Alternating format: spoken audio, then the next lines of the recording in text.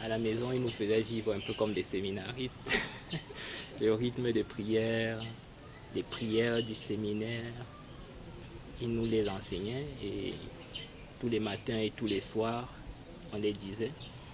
Et puis, il était très engagé à la paroisse, d'abord avec le groupe vocationnel et après, à un moment, avec le groupe des lecteurs aussi. À un moment, il a même dirigé ces groupes tour à tour, le groupe des lecteurs et puis le groupe vocationnel.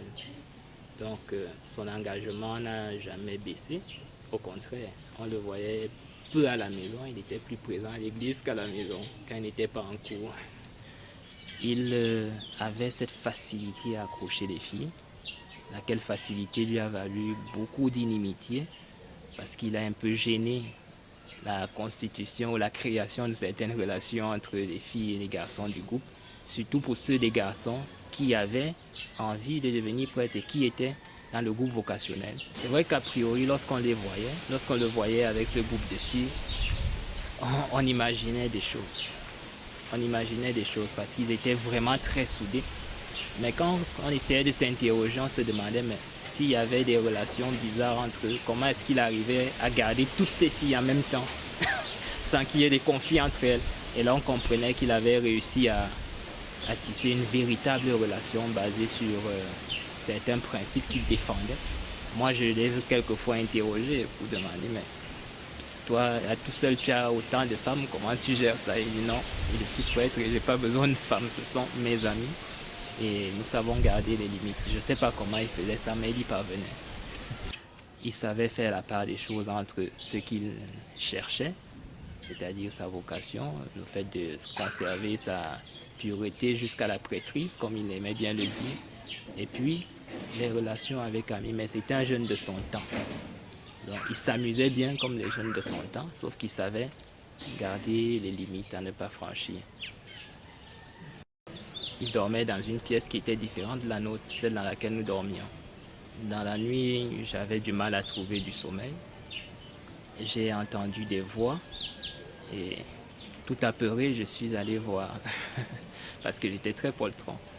Tout apeuré, je suis allé voir et puis j'ai vu le gars en train de parler.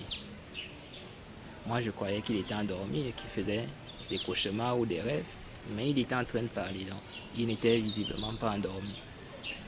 Alors, je n'ai pas voulu l'interrompre, je suis rentré. Et quelques temps après, je suis reparti, il parlait toujours. Et je l'entendais dire oui maman, oui ma mère. Alors, je suis rentré dans ma chambre. J'ai attendu le matin. Il s'est réveillé très tôt. Il était très enthousiaste, très content. Il a commencé à faire le ménage. Ce n'était pas lui qui le faisait d'habitude. C'est nous qui le faisions. Mais ce jour-là, il était particulièrement content. Et je lui ai demandé qu'est-ce qui s'est passé dans la nuit. Il m'a dit qu'il avait eu une conversation avec la Sainte Vierge qui lui était apparue. Je lui ai demandé ce que la Sainte Vierge lui avait dit. Il m'a dit, bon voilà, le contenu de notre conversation est privé. Il est secret, je ne peux pas te le révéler, mais comprends que la Sainte Vierge m'est apparue. Et ça, il était plus mature que les enfants de son âge. Parce que quand moi j'ai eu l'âge qu'il avait quand il nous malmenait, j'avais pas ce tempérament ni cette maturité-là. Donc, ce que je retiens, c'est que c'était quelqu'un de très grand pour son âge, quelqu'un de très avisé. Et j'ai beaucoup appris de lui et ça m'aide aujourd'hui dans les études. L'amour qu'il avait pour ses études, il les prenait très au sérieux parce qu'il avait un objectif à atteindre. Et grâce à ça, grâce à cette façon de faire, à cette façon de vivre, j'ai aussi pu me fixer des objectifs et me battre pour les atteindre. Donc aujourd'hui, il est un peu comme mon modèle, pas parce que c'était mon grand frère, mais simplement parce qu'en réalité, il nous a montré un chemin qui est le bon. Qui est le bon. Et depuis que j'emprunte cette voie-là, je ne me suis pas perdu. En même temps, plein d'humour. Mais parfois, l'humour, ça ne fait pas toujours rire. Hein. Parfois, ça blesse aussi. Mais il savait bien penser les blessures que ces blagues avaient causées. Il savait très bien s'y prendre.